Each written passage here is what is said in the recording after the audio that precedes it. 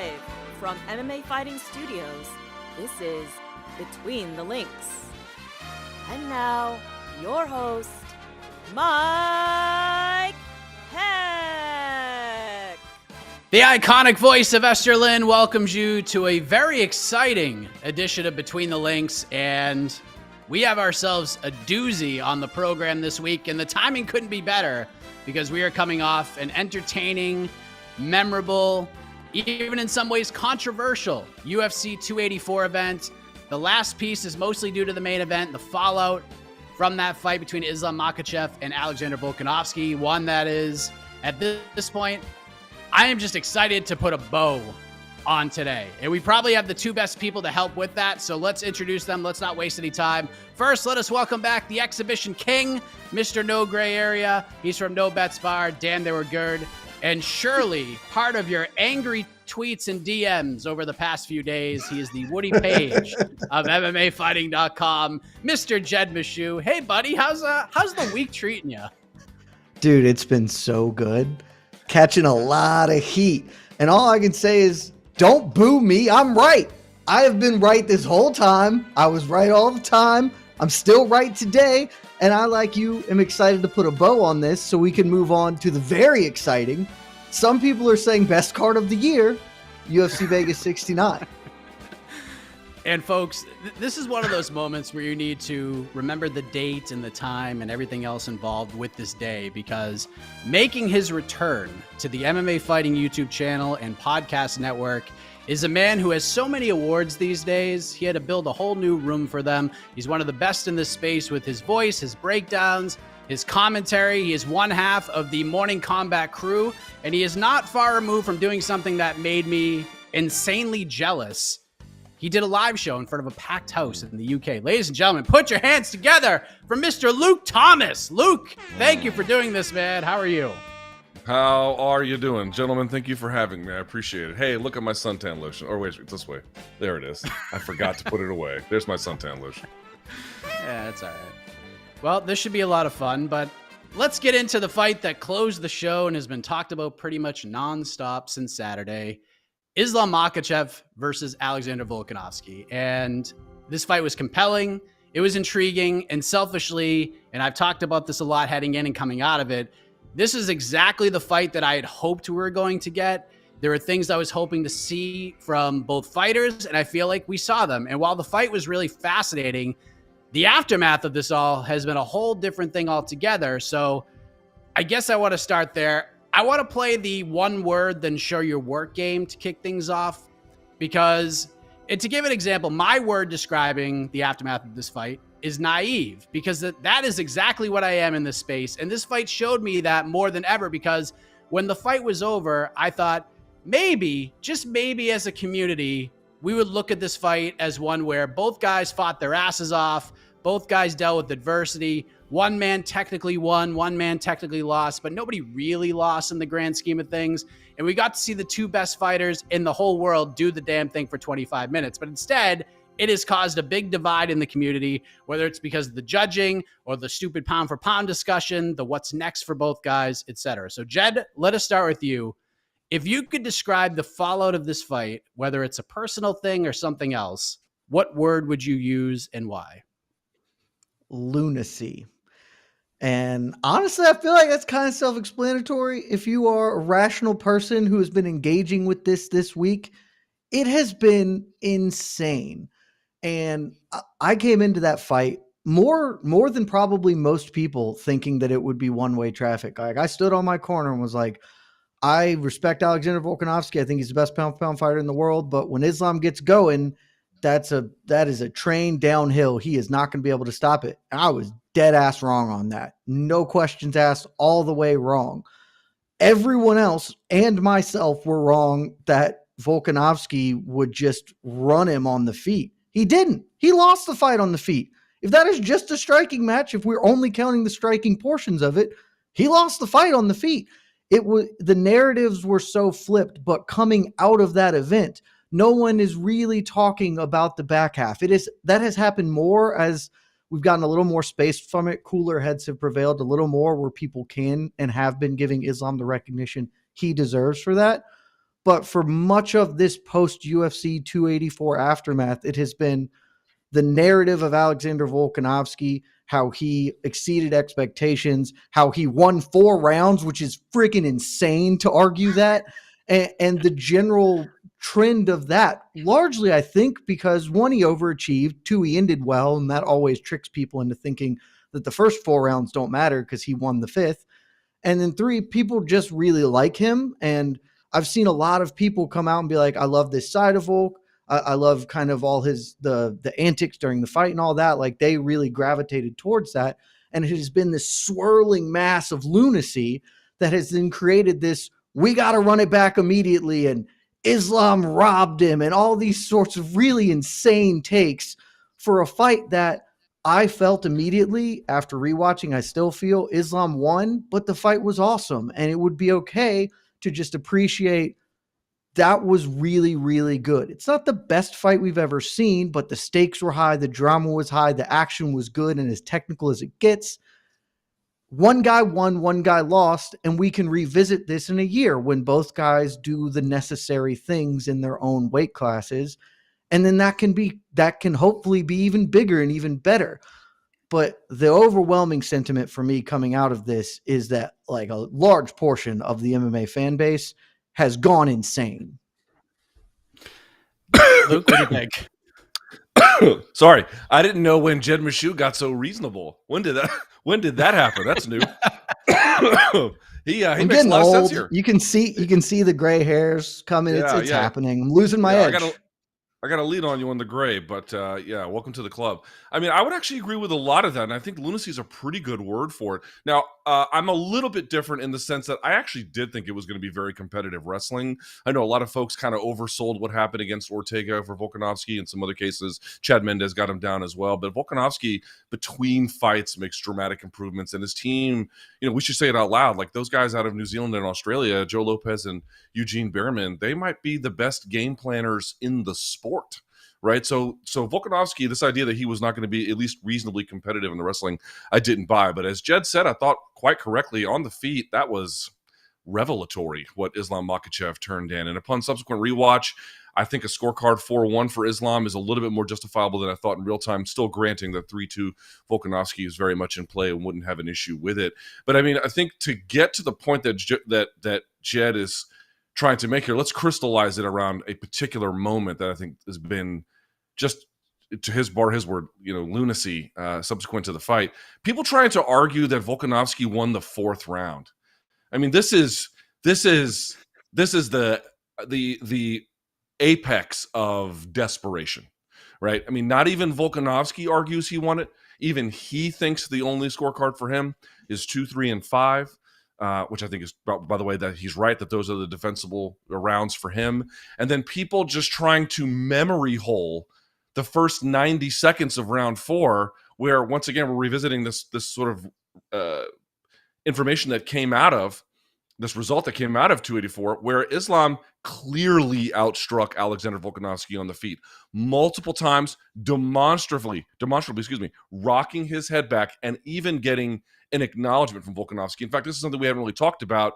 If I'm Volkanovski's coach, and certainly I am not, but if I were, I'd be like, hey, next time we fight this guy, stop acknowledging every time he hits you. It actually is quite memorable in that sense to watch a guy do that. And then when you go, people are like, well, he didn't do anything from the back. There is a fair argument to be made that eventually that a guy like Makhachev with that body triangle without doing a whole lot with it was stalling.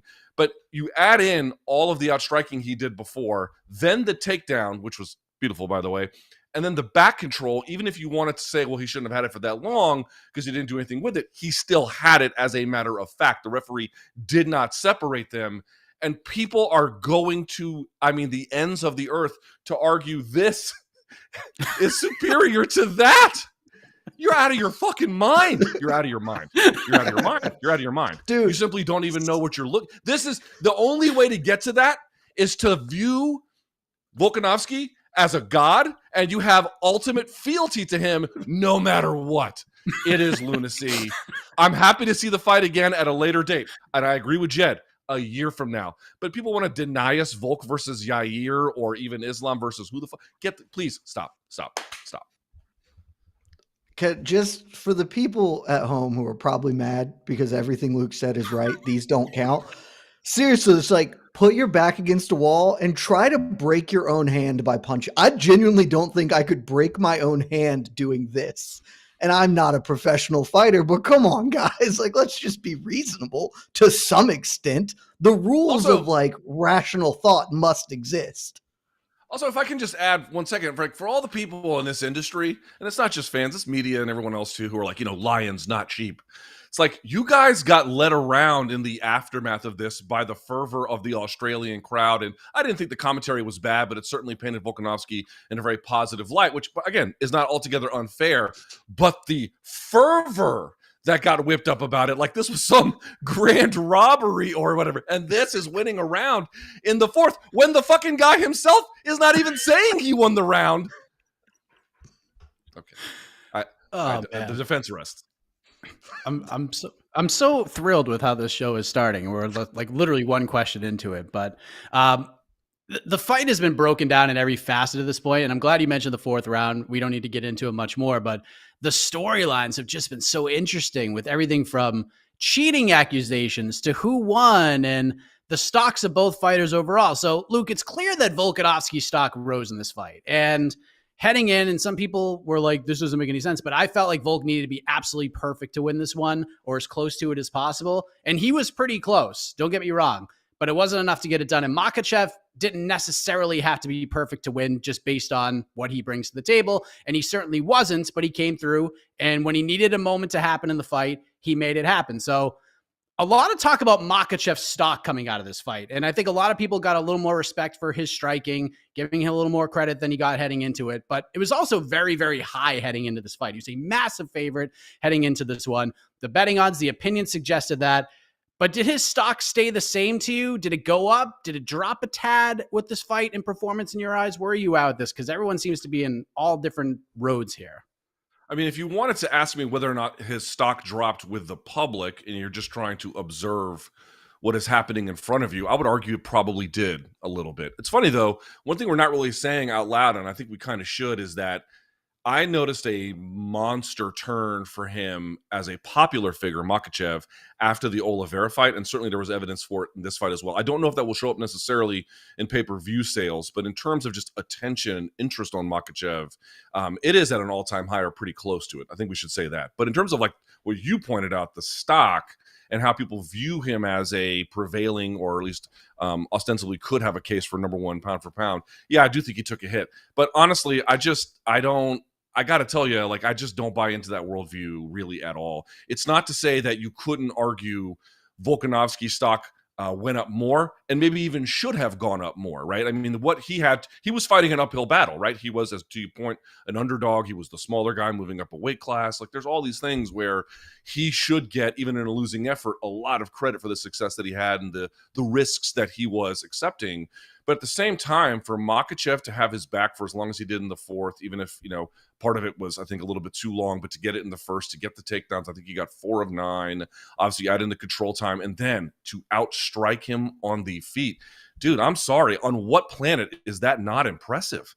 I mean, you just have to be willfully cheerleading Volkanovski. By the way, I mean, I think everyone on this panel is a Volkanovski fan and has been an advocate for him for some time. I mean, coming out before that too, the Mendes fight and everything, but coming out of the Aldo fight, you're like, oh my God, this guy is like massively unheralded. And so I understand that folks are now finally catching up to that reality, and that's okay. Welcome to the party. We've been here for a while. But nevertheless, just looking at what Makhachev was up against, people want to take away everything from him because he had something of a 10-pound advantage. You're going up against the guy who was the number one pound-for-pound fighter whose power and strength carries up weight classes. Beating that guy, subduing him at times, outstriking him on the feet is massively impressive, insanely impressive, even if we grant that Volkanovski's uphill climb and what he was able to turn in also requires us to heap praise upon him. I think people want to deny Makhachev based on certain expectations that they had for him or certain media narratives, or he's not the Habib I remember. I miss Habib, XOXO. And I get that sentiment. We all miss Habib, but this dude is a hammer. He is a defensively sound hammer. Turns out a very well-rounded hammer, and a guy who I think is not getting the respect he deserves at all coming off that win. Jed, what say you? Islam stock, is it up, down, or did it stay the same? And staying the same is still pretty damn good because it was already really high to begin with. It's up, and if you don't think it's up, then to borrow Luke's phrase, you're a friggin' donk, man. Like, we do not have to exist in a world where only one of these can be true. Both men can rise from this fight. And if you are looking at this with any sort of an eye or understanding about mixed martial arts, Islam Makhachev is a better fighter today than he was last week, because holy shit, that was impressive.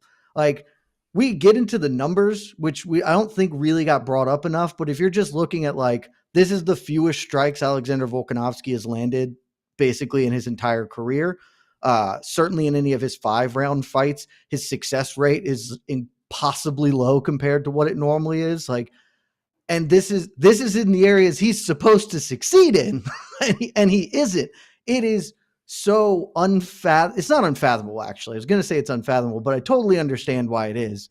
But the only reasonable takeaway is, holy shit, Islam Makhachev is better than we thought he was going in. Sure, he didn't run right over Alexander Volkanovski like some, myself included, said. But if you had told me or any of those people beforehand, here's what this fight's going to look like.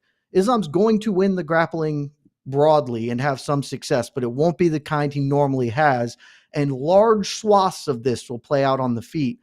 I think most people would have rationally said, then that's going to be a really good fight for Alexander Volkanovski. And it was a good fight for him. And he still friggin' lost because Islam is him. He is him. And he won. At the end of the day, Volkanovski did amazing. His stock goes up in my eyes and in the eyes of everybody. But at a very basic, simplistic level, Islam Makhachev won the grappling, not to the extent that he was supposed to, but he won the grappling exchanges largely, and he won the striking. And as a lot of people have noted coming out, who is going to offer him a much more difficult test than Alexander Volkanovski? Guys can offer different kinds of tests, and Beneil Dariush is a problem. But we're talking about this man's first title defense, choosing. He did not have to say, I want to go to Perth and fight the #1 pound-for-pound fighter. He chose that, and that crowd and everything that it brought to the table, all of it. He willingly walked into that lion's den and comes out still the best lightweight in the world, one of, if not the #1 pound-for-pound fighter in the world, and still the dude that I think has the best chance to hold the lightweight belt for an extended period of time. I didn't want to bring this up, but I'm going to do it anyways because it's been brought up a couple of times and I feel like people are going to ask for it. So I'm just going to do it anyways because I've heard this a lot on our programming over the last few days in regards to Volkanovski. Jed, I'll start with you because I know it's been said. Volkanovski should still be the #1 pound-for-pound fighter because he lost the contest, but he won the fight. Pride rules, Volk wins. Regular standard round-by-round MMA, Volk lost. Do you buy into that at all? Because in the end, I personally gave Makhachev the #1 spot in our pound-for-pound rankings because they fought, and while it was competitive and while Volkanovski deserves praise galore, Makhachev won, and I just can't ignore that, Jed. I just can't. To be honest, I kind of don't really care at this point. If you have either one of them as your top pound-for-pound fighter, I'm cool with it. I'm also cool with a couple of other choices that you could throw in there, though these are going to be the very two obvious ones. I understand the argument for leaving Volkanovski. I chose not to. I chose to put Islam Makhachev over him for a number of reasons. Largely, they sold us on that being the narrative going in. Whether that's true or not, F it, I'm willing to give it its credence. And again, I think I've long been of the opinion that lightweight is the best division in the sport. And largely, if you're just the best lightweight, I'm kind of willing to throw you into the top 3 of the pound for pound because you're the best guy in the best weight class. And like I said, I think Islam's stock only went up from this. In the immediate aftermath, I know Casey swapped his. He originally had Islam #1. He swapped to Volk. I was a little more in line with Casey's line of thinking. It's like, I totally understand it, but we are splitting hairs and hairs that do not matter in any tangible way. These two dudes are it. They are the best. Whatever you want to value, however you want to put it, A-okay with me, because I not only don't have like a great argument for who should be, I super don't have a great argument for why one of them shouldn't be the best pound for pound fighter. These guys are it. Like these are what we want at the top of this sport. These two dudes. Yeah, it's 1A, 1B for me, but ultimately, when you actually look at it, it's Makhachev 1 by a hair, Volk 2. But Luke, pound for pound talk, I think is just silly, but it's been a big topic. So I'm curious how you would rate these two incredible fighters on this topic. Is Islam 1, Volk 1? Like, what do you ultimately land on? The pound for pound discussion is lame in the sense that everyone just talks past each other, and it's very difficult to have. It's very difficult to measure accomplishment across weight class, right? It just is. It's very difficult. I mean, there's some ways to do it. It's not impossible, but when you get two really excellent guys like you've got here, or excellent ladies, whatever, it just becomes very difficult, especially when they're further apart. This is not the case. They actually fought, but you know what I mean? Like, it's just hard. What is a heavyweight run of 5 wins versus a lightweight run of 5 wins? It's just really hard to know, even when all of them are ranked competitors. Although, to Jed's point, I probably might side with the lightweight one. But even then, you couldn't guarantee it. It's just there's no de facto rules. But I do think there's a lot of value in asking the question, who's the best fighter on the planet, right? Like, I don't think that's idle talk. That's actually pretty important. Everyone should have an idea of who that is. Who's the best fighter on the planet? And of course, best requires us to give some definitions. I don't have a problem with the ranking in either way, but I will say this. I think that the case for Volkanovski as 1 is doable because, right, he walked into that fight as number 1, fairly, right, and put it on him, certainly in the end of that 5th, and again, arguably in some other rounds, he was able to take him. And so it's a strong performance. It's a commendable one. Again, all the things we talked about going uphill. But the reality for me is this, man, like, you guys walked in there and something should be on the line. Like, to me, what is happening is a lot of people who are voting for Volkanovski, it's not to say there's not a case for it. There is, or a lot of people at least publicly expressing their sentiment that he's number 1. You can do it. You can make that case. It's not difficult. But I feel like what's actually happening is a lot of people are voting him that way, or at least expressing sentiment in that way, as a protest against a decision they don't like. That's not the same. That's not the same. You don't actually get to vote him that way because you didn't like the decision. You should vote him that way based on the strengths of the performances by itself. And to me, you can do that and then acknowledge that he came up short. If you come up short and you're a number 1 versus number 2, something should be on the line there. Something should be up for grabs, and the winner should be able to take it. So for me, I think if you wanted to argue Volkanovski should remain pound for pound number 1, or more loosely, the best fighter in the sport, fine. It's really no argument. But just make sure you're not doing it because you just didn't like the decision and you want somewhere to place your frustration. That I cannot abide by. Last thing, I do want to bring this up. So this has become more prevalent over the last 12 to 15 hours or so, but and pretty much throughout the week, we saw the cheating accusations. Dan Hooker tweets it out. Volkanovski alluded to it when he spoke to Ariel in that interview that was pre-recorded before the tweet actually came out. Eugene Berriman talked about it a little bit yesterday in the MMA Hour, and since then, the UFC has sent out an email to the fighters and the managers about IV use, and then if you go on Twitter, Jeff Davitsky put out a thread on Twitter and essentially saying that IV use is okay as long as it's received in the course of hospital treatments and surgical procedures. I'm pulling it up right now. Sport.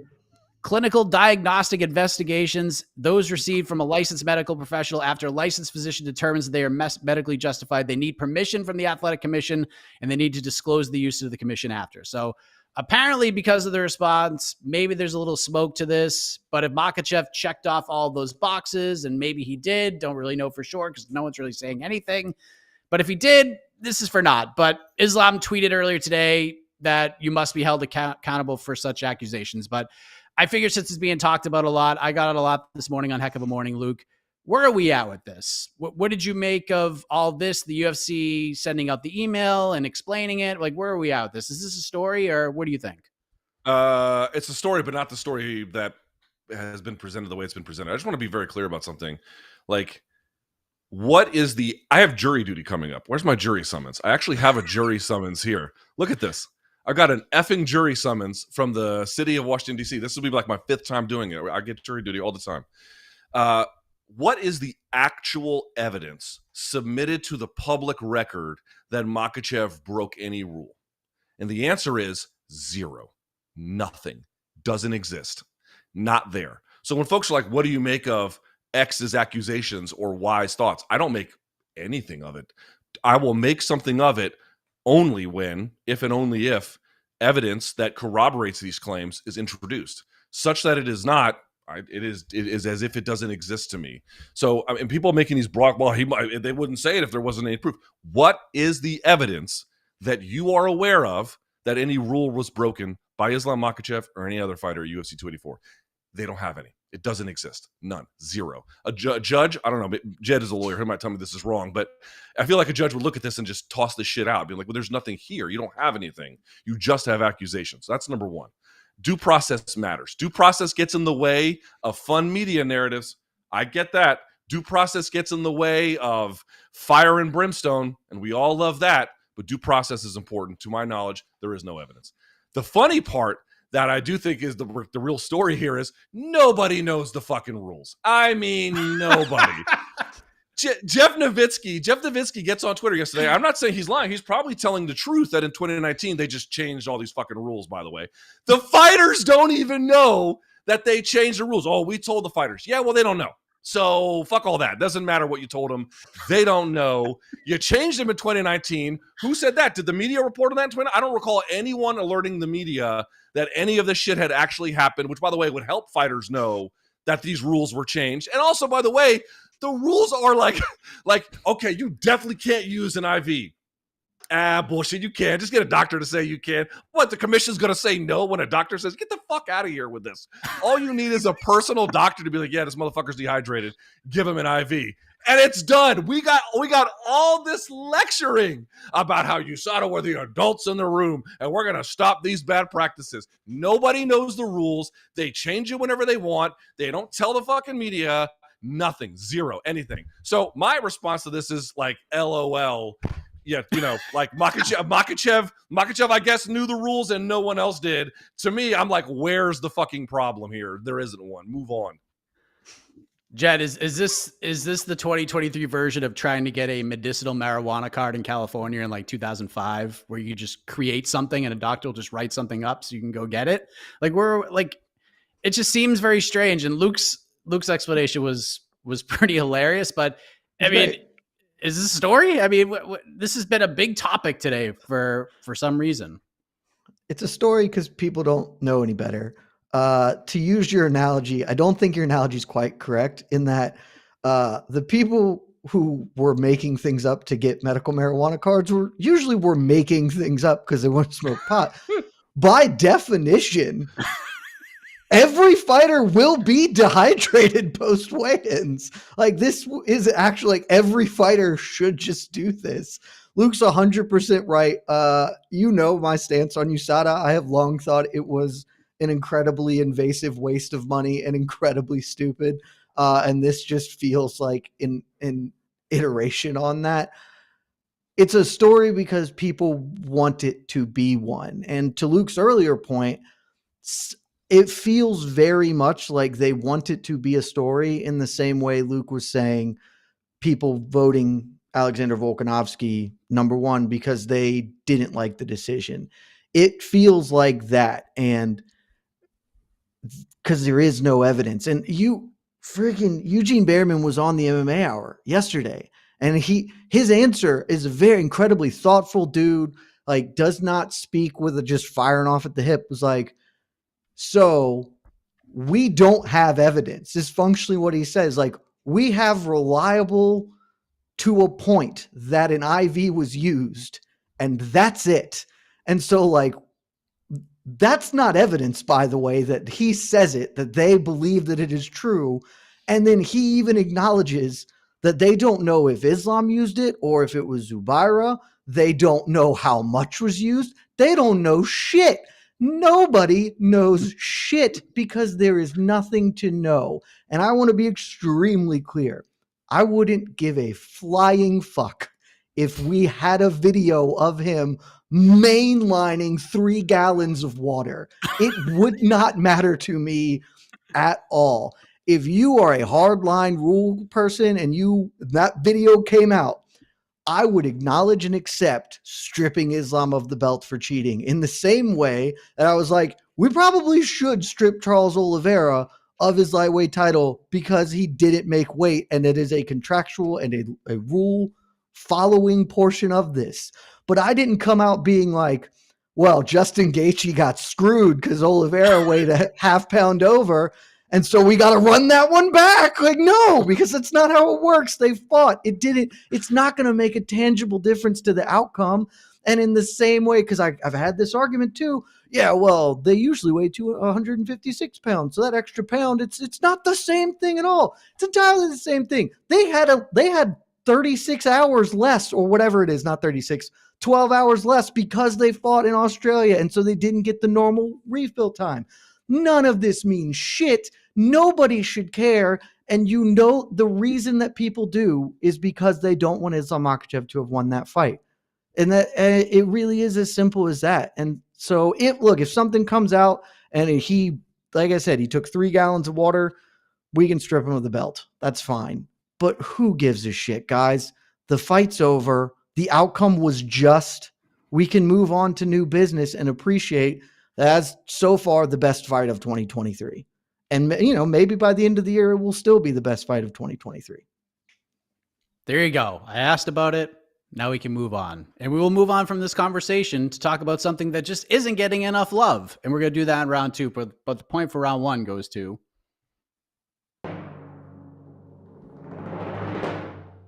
Luke Thomas. I mean, it was like a Makhachev-esque perfectly timed takedown to take that round on the final leg of it. So dude, that takedown was sick. Yeah, it was sick. That takedown was good. That takedown was nasty. It really was. So I want to dedicate a round to the performance of Yair Rodriguez on Saturday against Josh Emmett, because I don't think Yair winning came as much of a surprise. I don't think him finishing Josh Emmett came as much of a surprise, but the way that he did it, and yeah, there were moments in that fight that got a wee bit hairy, but for the most part, Yair looked incredible. It seems like he's gotten over that hump, and it appears like he has leveled up. So, Luke, I will start with you. I spoke with John Anik yesterday, and he said something to the effect of, if you're a UFC fan and you've never seen a UFC event live, save your money, and as soon as Yair Rodriguez comes to is as part of a fight card in any city remotely close to you, drop the hammer on that buy tickets button, because he is on another one right now. Do you agree with that after what we saw from Yair Rodriguez on Saturday night? Yeah, I certainly do. I did a breakdown yesterday. I mean, partly everyone's just kind of taked the main event to death. And so I wanted a bit of a fresh look, and I just felt like Yair Rodriguez really came into his own. That's arguably, I mean, he beat Brian Ortega quicker, and he's had some more, dominant, flashy, like the win over Andre Fili is more dominant. But in terms of like a quality opponent and the stakes and everything, that honestly might be his best performance. And the reason why I say that is because if you want to go and look at I did an examination of the fight from my personal YouTube channel. And one of the things I took from it, because I went back and I watched the Holloway fight. I went back and I watched the Stevens fight. I went back and I watched, I think, some of the other ones that he had recently.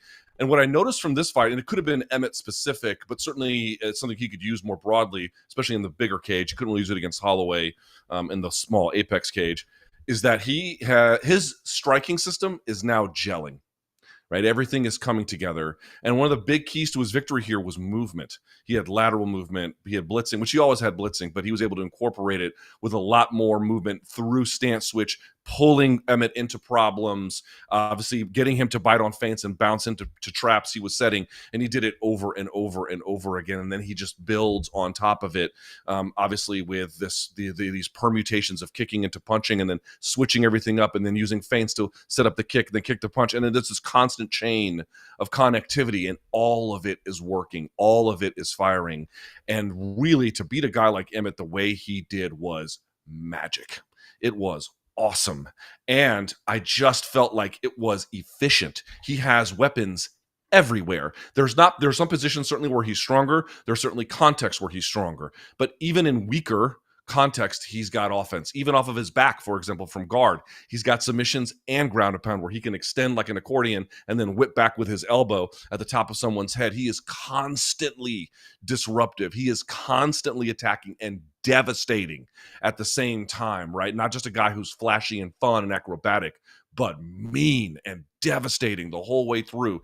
He's got all of that and then some. And I want to make one more point too, and this is why I think folks need to have a little bit more respect about his chances against Volkanovski. Now, anyone up against Volkanovski's got a long night, right?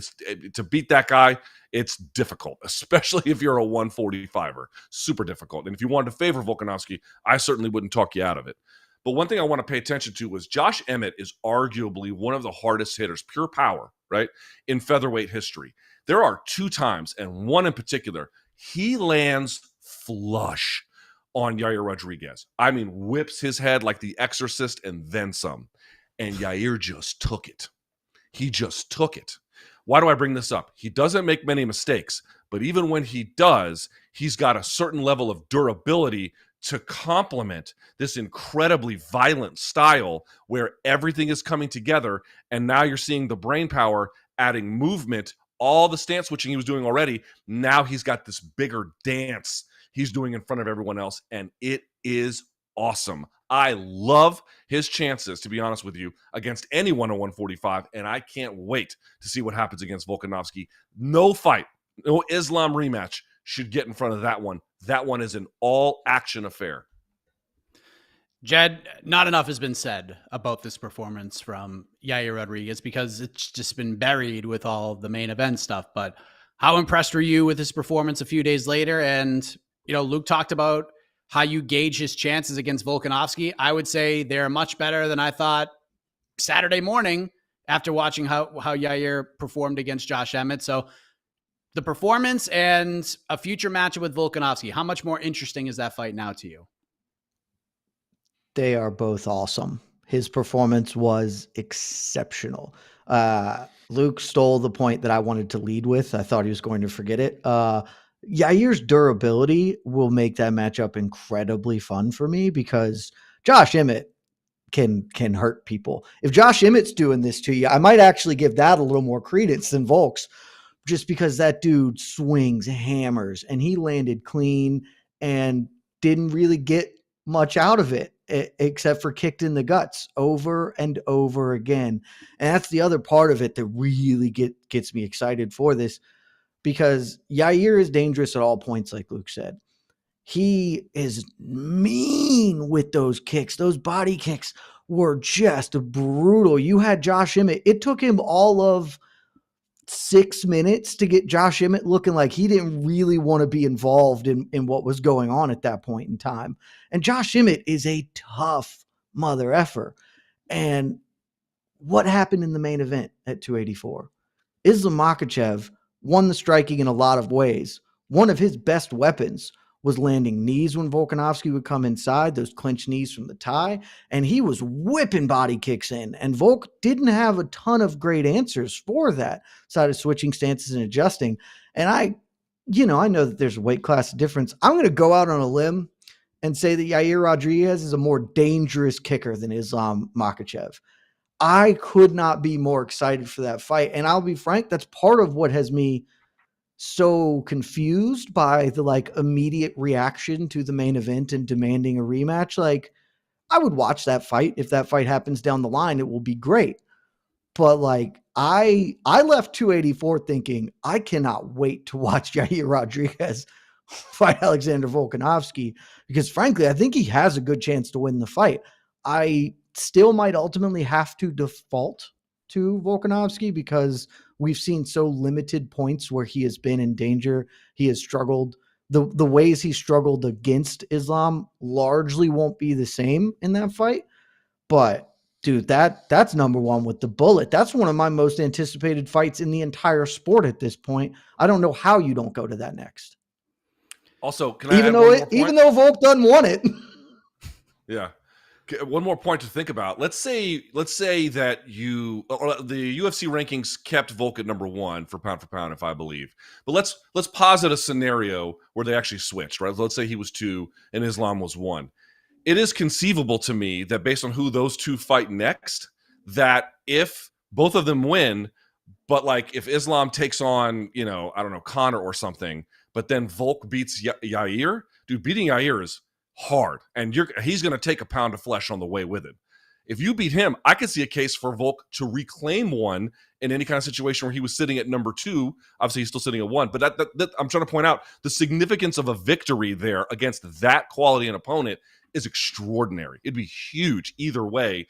Both of them would take a jump or whoever wins would take a jump in the pound for pound, including 2-1 if it was Volk. And, I completely Mike, agree.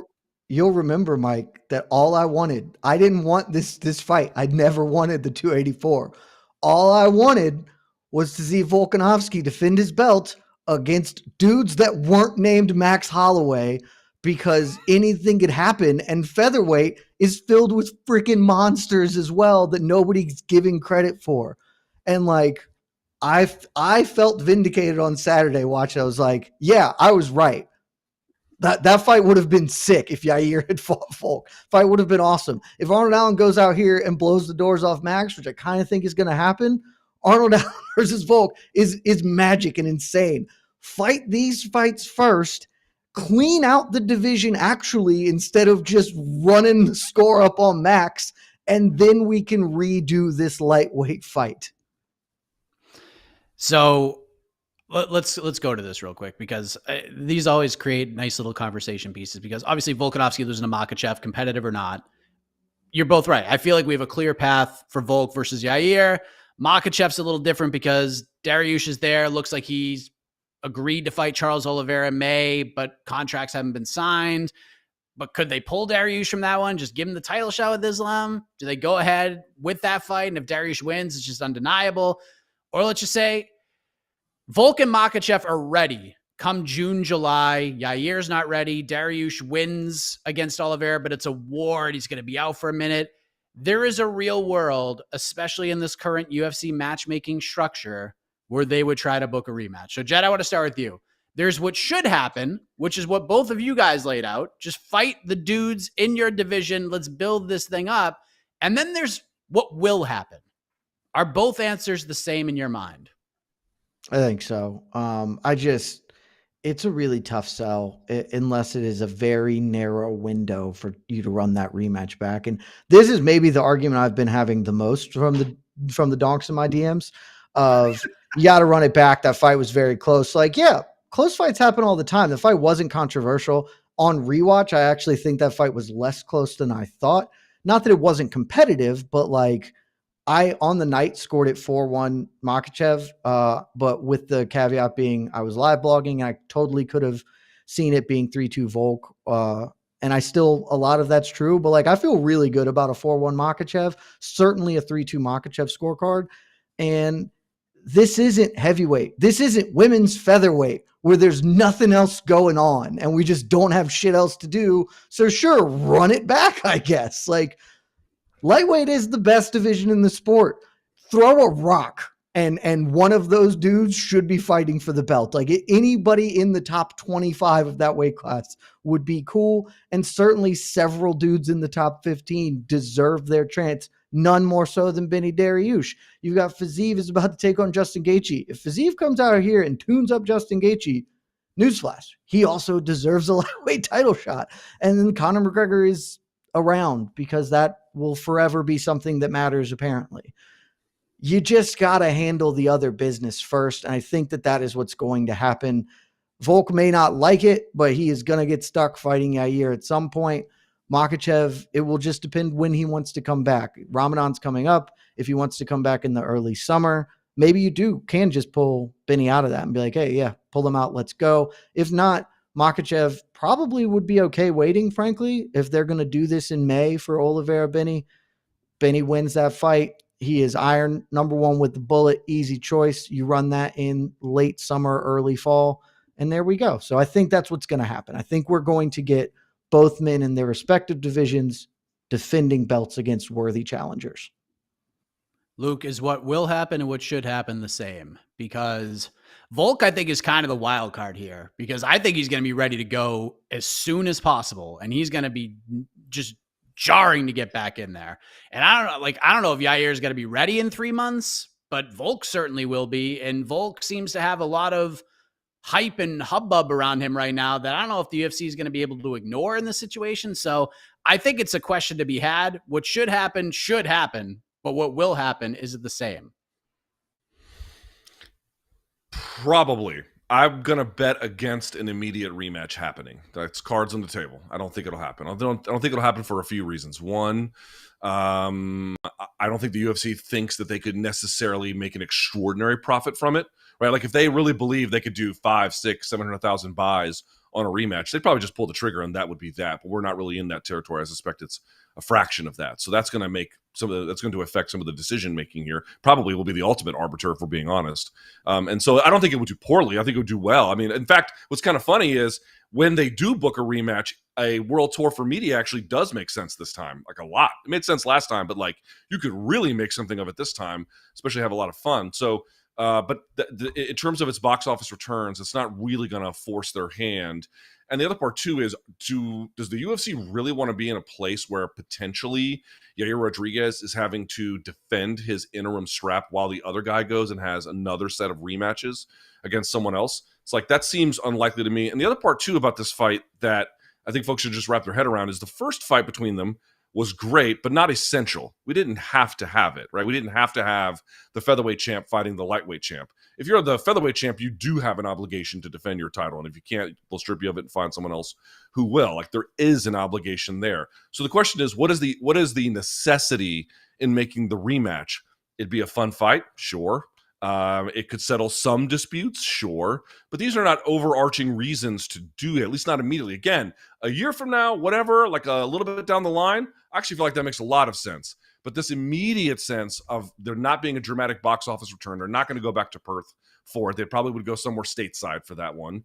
And then on top of that, right, this notion that like you've got all of these exciting contenders, not merely with an interim champ. I mean, dude, like what happens if they fight again and then Makhachev gets injured after the second fight? They're going to have to create another interim title at lightweight. Who the hell wants any of this? This is a waste of time right now. Great fight. Hope we see it. But I don't think there's a good case to do it immediately. And I think that the UFC will examine the evidence from what the market will actually bear for this right now versus some other alternatives and some schedule needs. And they're going to go ahead and say, let's get Volkan and Yair together, and we'll figure out 155 when we get some of the results in. The only chance I think, yeah, go ahead. So to go off that very quick, like I could see it immediately happening if they weren't in Perth just now. If Perth was on the cards for 3 months from now, 287 or whatever, I could then understand that. Like I still wouldn't agree that it should happen, but I could see that being like, hey, Volk came over here. They fought. It's competitive. They want to get right back after it. We need a headliner for Perth. Here, just lock it in. Let's go. That would make sense. They just did it in Perth. They can't go back to Australia. And like, that was a big part of why that event felt fun and exciting and interesting. Like, was it being Volk going at home? So you can't do it. And if Volk really wants to pursue this belt, drop the 145, man. Like, that's it. Then I will at least be more okay with it. He's like, yeah, I'm just going to be a lightweight now. Fight any of the other dudes at lightweight. Fight Benny Dariush. Go fight him. The ink is not dry on Charles Oliveira. You want to get back quick? Fight Benny Dariush in May for the number 1 contender spot. You win that fight, can't argue against it. Unimpeachable at that point that the man can get a title shot. But if it's just, I'm the featherweight champ and I lost competitively and I'm not okay with losing, I want to have won so I get another crack at it. Miss me with that shit. Yeah, I think the only chance it happens is if the summer rolls around, or like we're before the summer and they needed a main event for International Fight Week and like John Jones can't fight and none of the bigger names can fight. I think that's the only chance this fight happens again, like next. Otherwise, and like Yair's not ready or something like that. Other than that, I just don't see any purpose at all to do an immediate rematch at this point. But a year from now, if they both rattle off 2-3 more defenses, the fight's so much bigger and so much more fascinating, especially with where Makhachev will end up being in his career. He might just be like, I'm going to follow Khabib and just go out on top. But before I go, there's that one competitive fight that I just need to prove my doubters wrong, that it shouldn't have been competitive in the first place. So I love it. We'll see what happens. Hopefully we get Volk Yair, Makhachev versus TBD, and let's move these divisions forward. But the point for round 2 goes to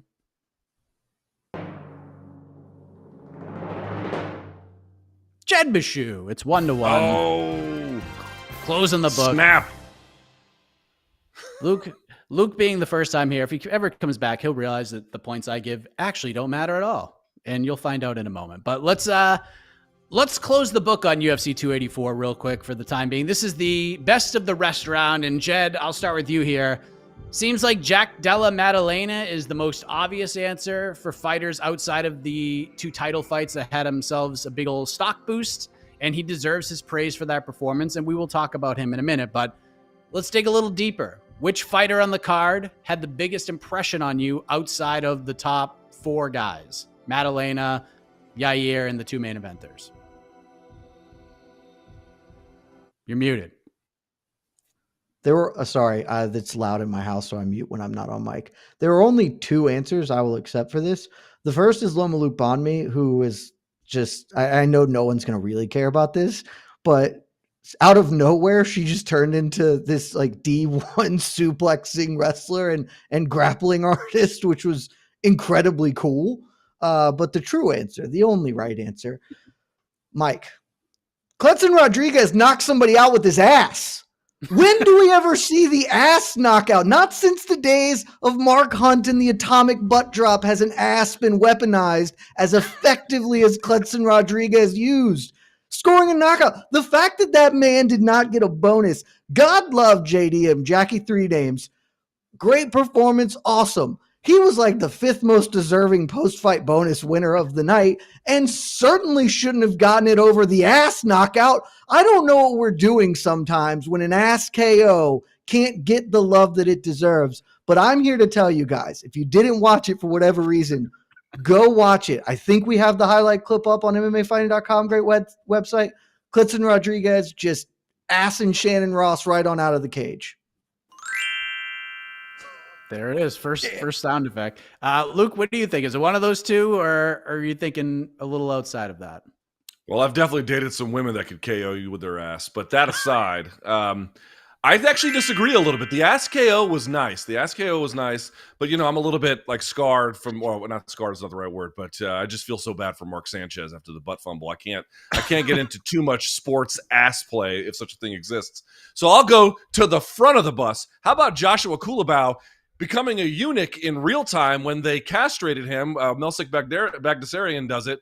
Kicks him in the balls in like the hardest way imaginable and still comes back to win the fight. Bagdasaryan was up in his grill at the weigh-ins, kind of shoving him, doing all this kind of shit.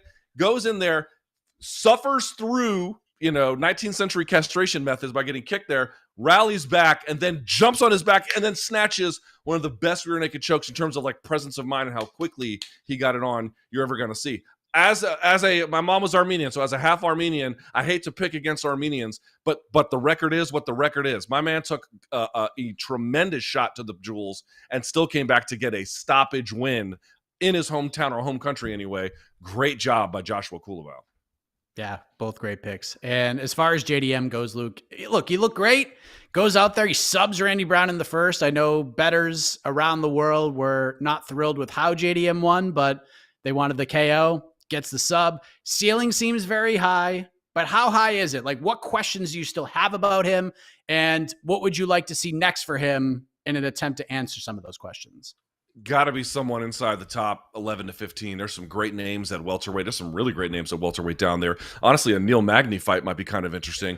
The reality is he's got like 4 UFC fights, 5 if you count Contender Series, and all the ones in the UFC, I think not the Contender Series, or I have to go back and double check, but all the ones in the UFC have been like first round stoppages basically. And that's great. That's very impressive, but it just doesn't tell you what happens when shit goes south. And you might be like, oh, well, it doesn't go south because he's so good, which is true, but he's so good relative to that opposition. Raise the level of opposition, it just becomes a much bigger fact-finding mission.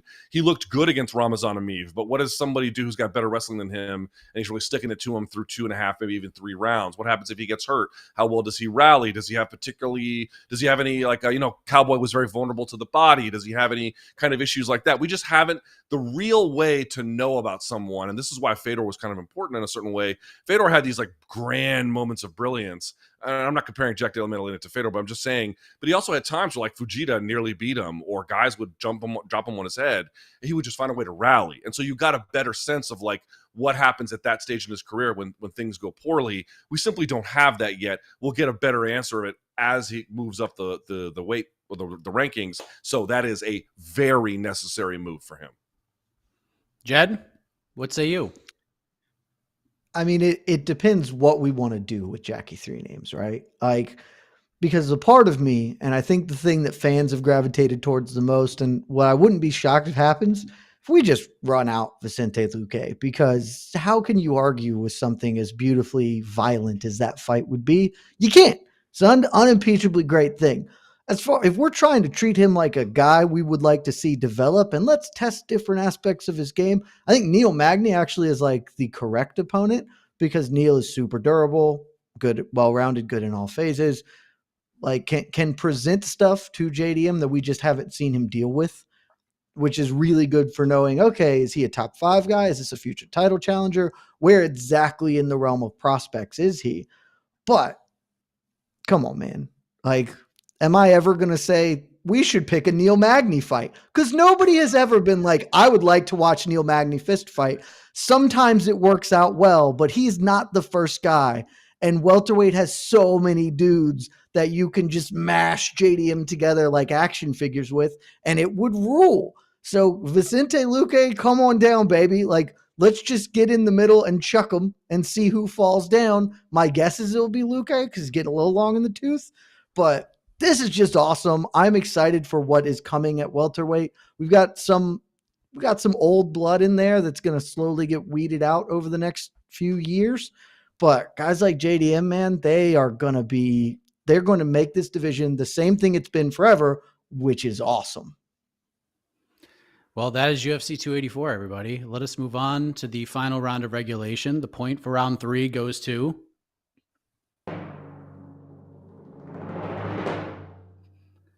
I'm going to give it to Luke. He got me, he nudged me slightly more in the Neil Magny thing. I wasn't sold on that at all, but you kind of I didn't realize Jed was a hater on Neil Magny. Wow, that's a new one.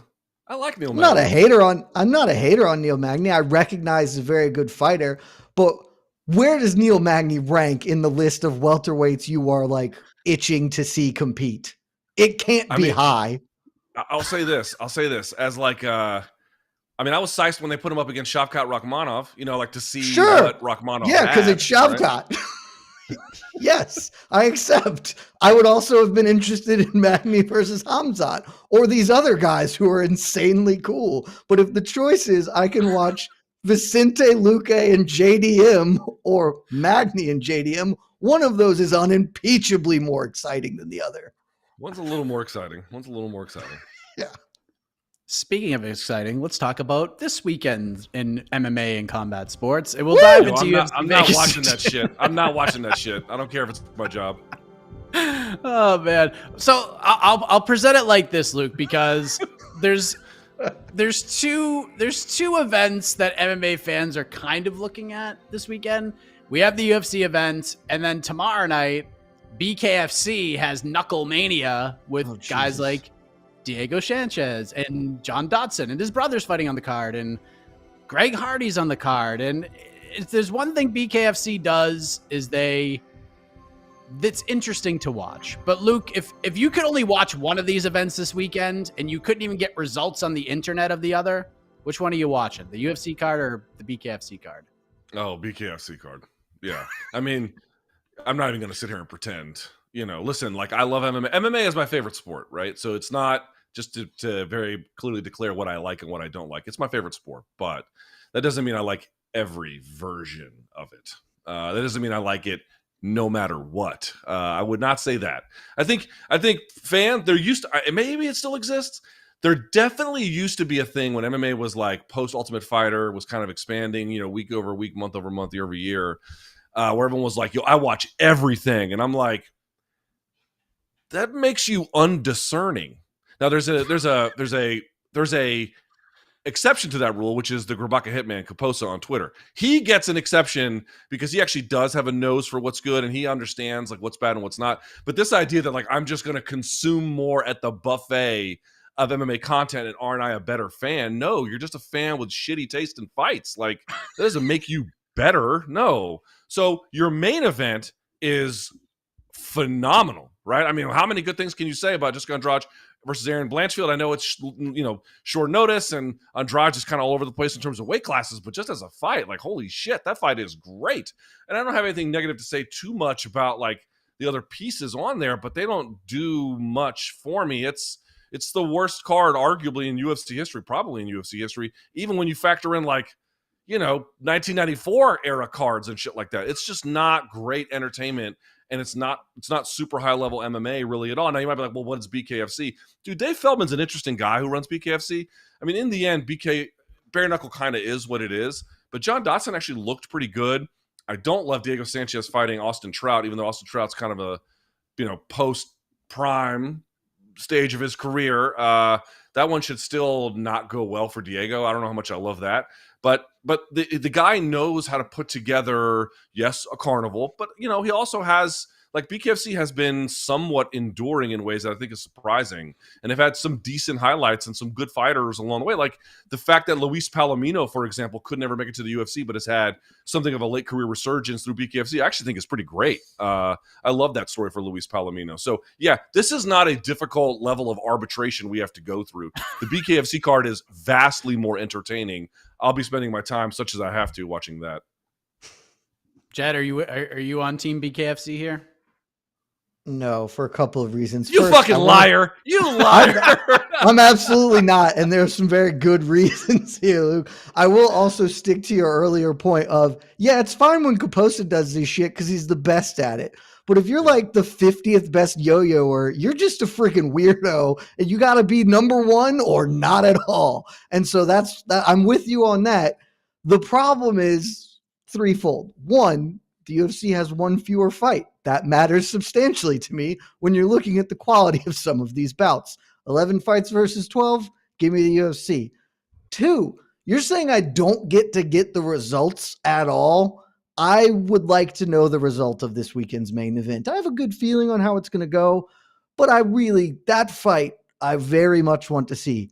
Kind of don't give a single solitary shit about the other 10 on the card, but the main event is still very good, albeit short notice, etc. And three, and the most important one, and one that I think we can all agree on, one of the best things that's happened in recent MMA history is the UFC finally got rid of Greg Hardy. It took him way longer than it should have, but he no longer has to play a role in my life in any way. And I feel enriched and better about myself by not being like, I have to watch Greg Hardy fight people.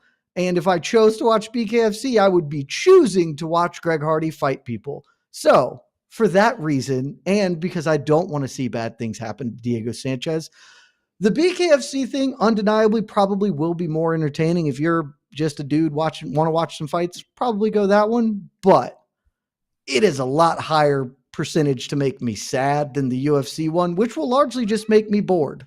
And I'll take bored over sad any day of the week. I vastly prefer sad. I have for 43 years. It's a better way to go. I think that says something about you, Luke. Gotta be honest. Might be why you have more gray hairs than I do. Mm-hmm. The 12 BKFC fights will be over in like 90 minutes, which is another good perk of watching BKFC cards. They just go one after the other. So it's not even like they do have good pacing. Like 12 fights. Tremendous pacing. Last thing, the main event is obviously great, Jed. Tyler Santos versus Erin Blanchfield. Don't ask me to low-key banger this fucking card. No. I would never do that. Okay. Stay tuned for the preview show. We'll get some answers. But it's Jessica Andrade versus Erin Blanchfield now. It's a different fight altogether. I guess, are you more or less intrigued by this fight compared to the Santos one? I felt like the Santos one, we reacted very positively, and the Andrade one, there's still positive reactions, but it was kind of like, ooh, this is different. What's at stake here for these two ladies as well? I'd say that I'm less intrigued, but I'm more excited, if that makes sense. I really didn't feel like I had a great bead on what was going to happen in Blanchfield Santos. I think I was going to take Blanchfield because I've just been super high on her, but Santos so vastly overperformed in her most recent fight that it raises questions about how good she is, etc. So I was more intrigued by that. I feel pretty good about Jessica Andrade's chances to win this fight based on what we've seen thus far. But one, going back to my previous point, if the choice is between watching Tyler Santos fight and Jessica Andrade fight, I know which corner I'm a stand on in that particular debate. And two, this has a higher upside for me, not just in entertainment, but in what comes next. Because if Erin Blanchfield beats Tyler Santos, she probably is still sort of next in line after Grasso to get the next title shot at Valentina Shevchenko. And if she really runs over her, then maybe I can have some level of interest or intrigue in that fight, right? Like I can talk myself into that being competitive and fun. But it's pretty narrow that happens where I can come out of that fight thinking Erin Blanchfield is really going to cause problems for Valentina Shevchenko. Cannot wait to see it. I would mostly just be like, oh, she's going to get rushed a little, but let's see if maybe something cool can really happen. Different story if she beats Jessica Andrade. By hook or by crook, frankly. I don't really give a shit how she gets it done this weekend. Jessica Andrade is her. If JDM is him, Jessica Andrade is her. And so any way you beat her is impressive. And if Blanchfield, who's 24, comes out and can beat this woman who has been unbeatable by everybody that's not a UFC champion functionally, then, whoo, buddy, sign me up. Like, pull Grasso. I don't give a shit about watching Grasso fight Shevchenko if Blanchfield wins this one. Just put Blanchfield in that and let's get cooking because we've got ourselves something really spicy. So I'm less intrigued because I think I know the outcome more, or the more likely outcome, but I'm far more excited, and there is a world where this is way, way cooler than the Santos fight. Luke, what do you think? Pop quiz, Mike Heck. How many takedowns did Valentina Shevchenko get on Jessica Andrade when they fought in 2021? Do you remember? It was a couple, 2 or 3. Yeah, try 7. 5 for 5 in round 1, 2 for 2 in round 2. She got them all. She went 7 for 7 on takedowns versus Jessica Andrade. Now, obviously, Erin Blanchfield is not Valentina Shevchenko. This is not 2021, not the same Jessica Andrade. Lots of factors that are different. But something that really stood out to me, not just the number of takedowns that she also got them all off the body lock. She got all body lock takedowns. Why is that important? Well, one, because you can use it when Andrade punches, you can get underneath and you can grab. But more to the point, she didn't attack the legs. She attacked the legs with someone who's got hammer fists like Andrade. You might take a hit. She never had to take a hit. She was able to get the takedowns by through contact, by slipping a punch or whatever, getting underneath it, going to the body lock and getting on top. And she worked Jessica Andrade over. Now, I don't know if Erin Blanchfield can do it, but let's just sort of stipulate that she can. That she'll do something pretty similar. Folks, your number one contender has arrived. Your Valentina Shevchenko dethroner is looking at you right in the face at that point. And I don't know if she can, right? This is so sudden, so soon. But we sat down with her on Morning Combat for the RSD, the Room Service Diaries interview series that we do. And she was just very matter of fact. She's like, it doesn't really matter. She broke the Tyler Santos news on that interview, but she was like, it doesn't even really matter who I fight. I already am quite certain I'm better than all of them. Now, we hear that out of, a lot of young bucks who come into the UFC. We will see how true that is. But given that there's a viable path for a late notice Jessica Andrade against a wrestling-centric, well-trained, obviously very gifted athlete in Erin Blanchfield, to me, this is not just the best fight of the weekend by obviously a country mile, but massively, massively disruptive to that 125 division, given the potential outcome of it. And I cannot wait to see it. I love this fight, actually, for Erin Blanchfield. And I don't know. Listen, Andrade is a terrifying force. But if anyone's got maybe just the right ability to thread that needle, it could be Erin Blanchfield. Cannot wait to see this one. And yet you'd rather watch Lorenzo Hunt and Mike Richmond do bare knuckle fighting, Luke. Hey, how about you mean Mike the Marine Richmond? You bet your ass, Semper Fi, you civilian pig. How about that? There's the horn. I forgot that Shevchenko took her down 7 times. I suck at trivia. Dude, she big sistered the shit out of her. It was awesome. I didn't think it was 7. I thought it was like 2 or 3, and she just beat the shit out of her with like 5 each and for every 5 one in the first round. 5 for 5. That's nuts. That performance also, given that the fact that Andrade still has like a 70% takedown defense rate is pretty incredible. She gave up 100% of takedowns to Shevchenko. That's insane. All right. Well, the point for round 4 goes to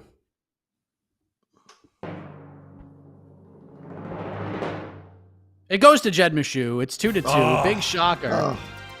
Who knew? What a surprising turn of events for the first time in BTL history.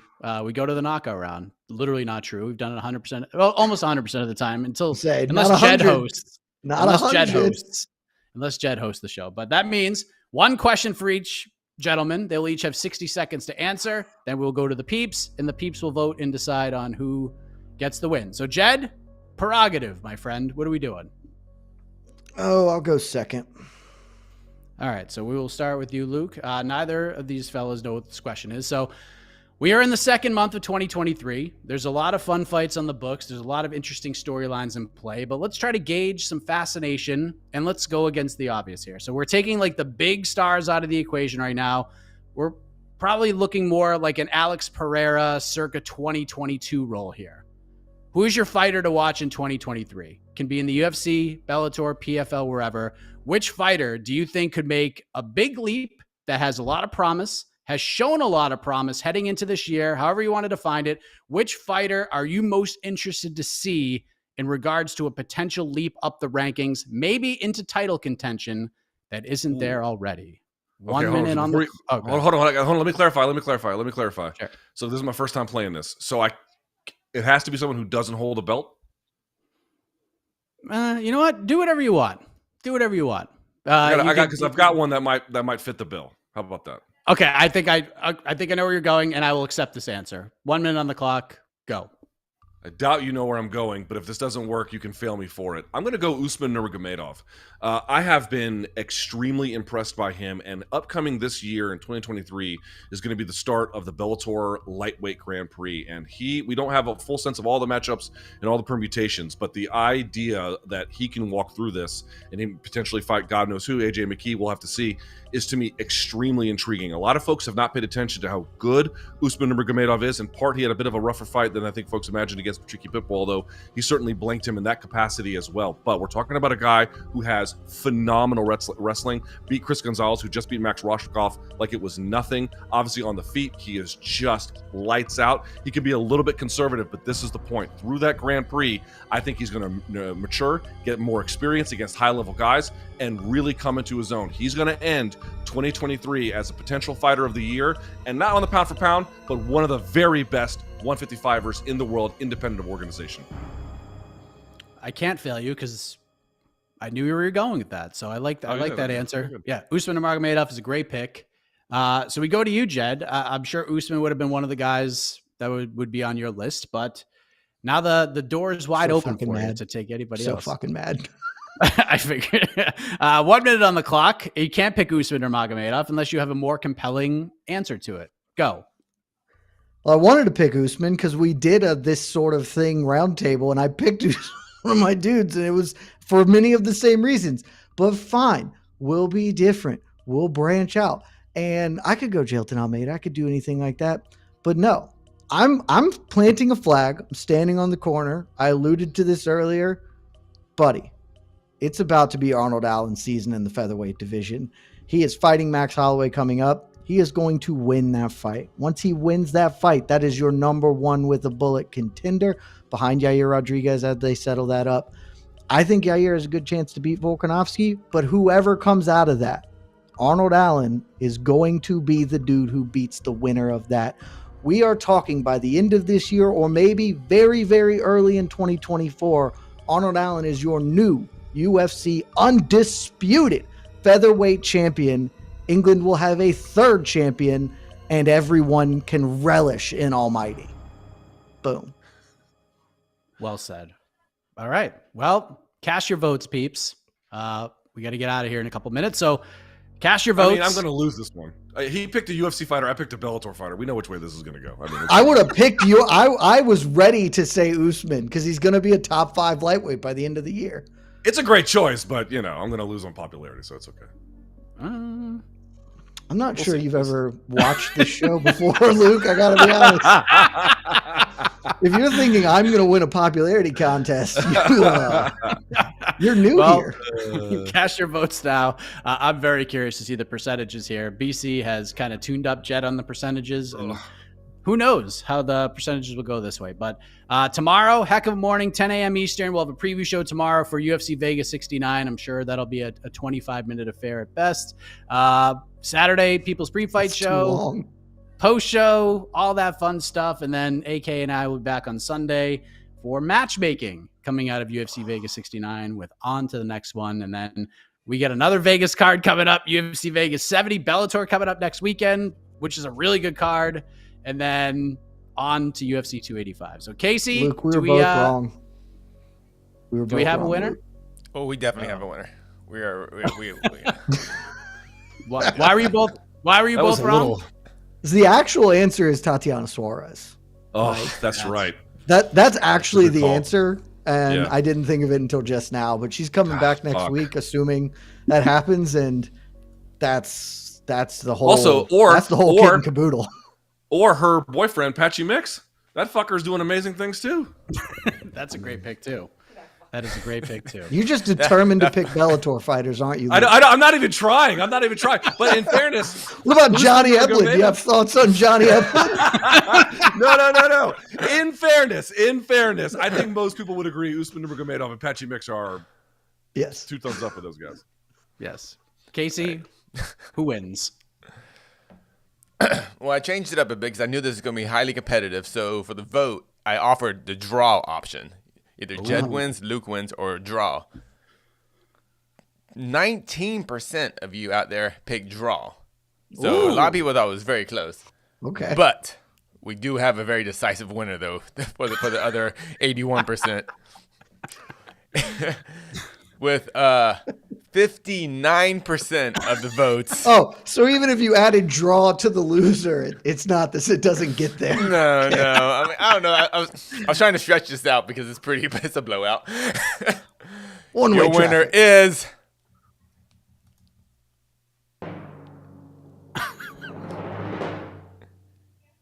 and still undefeated, Luke Thomas.